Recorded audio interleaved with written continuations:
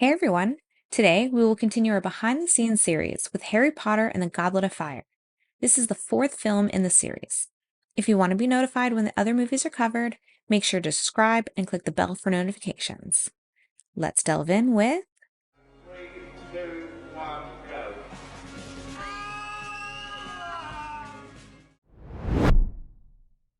the new director, Mike Newell, was approached earlier when looking for a director for the first film, but he had to pass due to being connected to another project at the same time.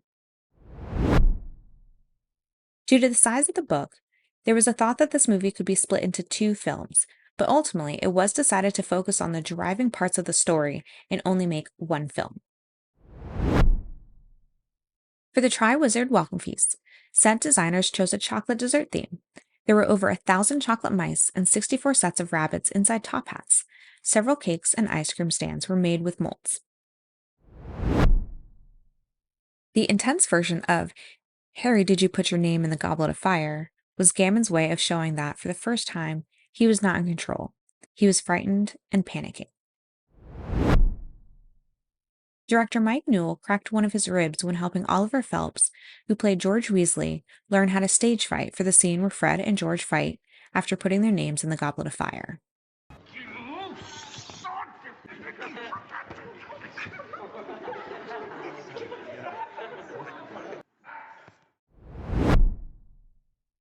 One benefit of cracking his ribs was that Newell and the actors felt more comfortable with each other. After the laugh of the situation, they felt more like equals. He was no longer being called Sir and got better feedback on the scenes. This is the only film to show that Polyjuice Potion changes your voice and body. Frances Delatour auditioned for a different role but ended up being cast as Madame Maxine. While the casting director was out scouting a London school, she heard Stanislav Ivinsky shout as he was running late for something. She found the drama teacher and told him that she really wanted him to come in for an audition. He would land the role of Victor Crumb. The Yule Ball Feast had a seafood theme. The HB team would go to the Billingsgate Fish Market to get lobster, crabs, prawns, and other types of shellfish. Some were used to create resin molds, but others were treated so they wouldn't go rancid and smell. I will bow my hand. And I'm going to come over to the dark side. There you go.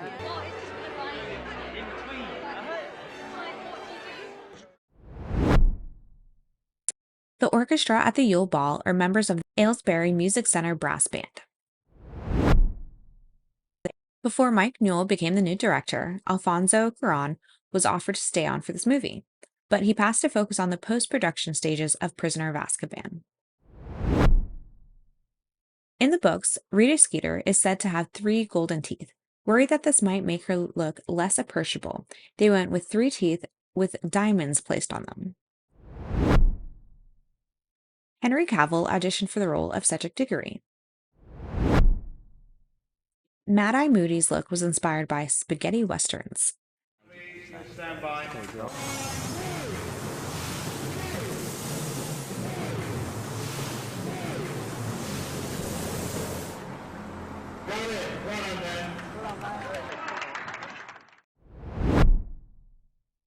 The Little Hangleton graveyard design was inspired by Highgate Cemetery in North London. Built in 1839, it has since been reclaimed by nature. Miranda Richardson, who played Rita Skeeter, played Hermione Granger in a sketch show before landing this role. The basilisk from Chamber of Secrets was repurposed to become a dragon. Equipped with a flamethrower, the snake would now be a fire-breathing dragon that we see in the cage in the forest. During the scenes where Harry tries to steal the egg from the dragon, Mike Newell runs around the set with a tennis ball on a scaffolding pole so that spectators know where to look when filming. He even made dragon sounds when he does this. David Williams was in the running for the role of Barty Crouch Jr. Avada Kedavra.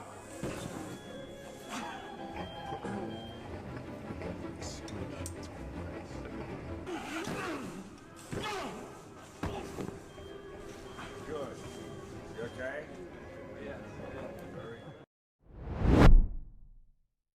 Mad-Eye Moody's special eyeball was given straps to help him hide the wires attached to mechanics that controlled the eyeball. More wires were hidden underneath his wig. Rowan Atkinson, best known for his role of Mr. Bean, was considered for the role of Voldemort. Over 30 costumes were made to film Harry's scenes when he's fighting the dragon. Designers had to create versions of the costume getting damaged by the dragons and the surrounding. Then copies had to be made for his stunt doubles. Mad-Eye Moody's coat took around 80 hours to create and age. Then they had to make 6 more for filming over time and for the stunt doubles. After Umbridge is chased by fireworks during the OWL exams, the actress is hooked up with tubing that blows smoke through her costume. We're going to go busking in Covent Garden in our costumes this weekend. It's going to be... We're just going to keep the costumes on and just busk. Yeah, see, look at this. Let's start the song. To stray away from traditional folklore, the merpeople were designed with scaly skin, fish-like eyes, bulging mouths, and a tail that moved side to side versus up and down. The decision not to make Voldemort's eyes red was made because it was thought that people would be distracted by the red and not notice the lack of emotion or care behind the eyes. The HB team would build the largest water tank in Europe for the underwater scenes. Daniel Radcliffe would take 6 months of scuba diving training for his underwater scenes. Hermione, Ron, Cho, and Gabrielle had animatronics made of them, with pumps inside to give them a gentle underwater sway. All these really cold, kind of looks from all the girls. It's just so reminiscent of real life. I think it's the truest scene we've had in the film so far. Daniel Radcliffe wore tights over his arms to create the webbed finger look when Harry Potter is underwater. Over 300 costumes were made for the Yule Ball. On Emma Watson's first grand entrance into the Yule Ball, she fell and slid down the stairs. While other actors had nearly 4 weeks of dance lessons for the Yule Ball, Daniel Radcliffe only had 4 days to learn the routine. For scenes in the maze, hydraulic walls, 25 feet tall and 40 feet long, that could move independently from each other were created.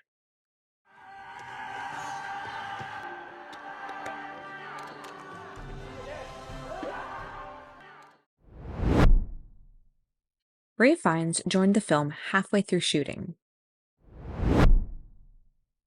400 tents were hand-sewn for the Quidditch World Cup campsite, which was digitally expanded to 25,000 tents. Then, all 400 were burned down with practical effects after the World Cup ended and the Death Eaters arrived. The Goblet of Fire was made with an English elm tree trunk. Standing on stilts with high heels and equipped with an animatronic head, actor Ian White played Madame Maxine for scenes that weren't close-up. Dobby and Winky were cut out of the script due to time constraints. Hogwarts, Hogwarts, Hoggy Woggy Hogwarts, teach us something, please. Hogwarts, Hogwarts, Hoggy Woggy Hogwarts, teach us something, please. So we bid you truly welcome. You are a funny lot.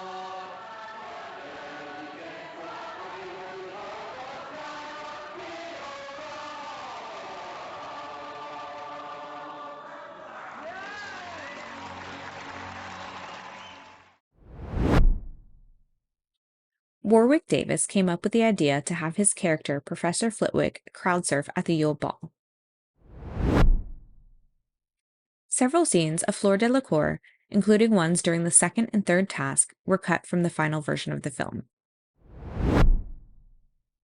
At the time, Chris Rankin, who played Percy Weasley, had only 4 movies written into his contract.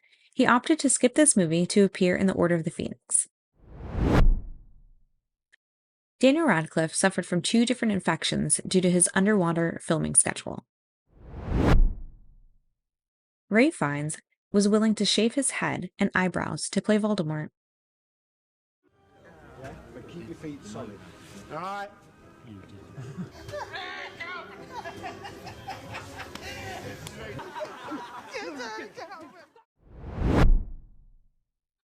A Canadian folk band tried to file a $40 million lawsuit over using the name Weird Sisters, which is the band's name at the Yule Ball. Before the release, all mentions of the band's name were removed. Unfortunately, due to being over budget, the Sphinx in the Maze was cut out. JKR gave the names of Thomas and Mary to Voldemort's grandparents, which appear in the graveyard scenes, but not mentioned in the books. Victor Crumb ended up with only 2 lines in the movie. Ludo Bagman was in the early drafts of the movie, but was cut out to save time. So who's this standing right next to you over here? Come on, get my name right. I don't know, I think it's just Hey, Ron. what's my name? You look at the script, I think it's just Ron. Doesn't know my name. What's my name, Rob? What's my name? What's my name? That's that one. Hi, Kerry. That's that one. Famous. This is plain rude. So, there you have it, 50 behind-the-scenes facts about Harry Potter and the Goblet of Fire. Hopefully you've learned a few things about the movie. Let me know in the comments if you have any other fun facts. Thank you for listening and making it to the end of the video. If you enjoyed this video and want to support the channel, please consider giving a like and drop a comment. You can also subscribe for more videos. I'll be back again soon with another video, but until then, keep enjoying the magic.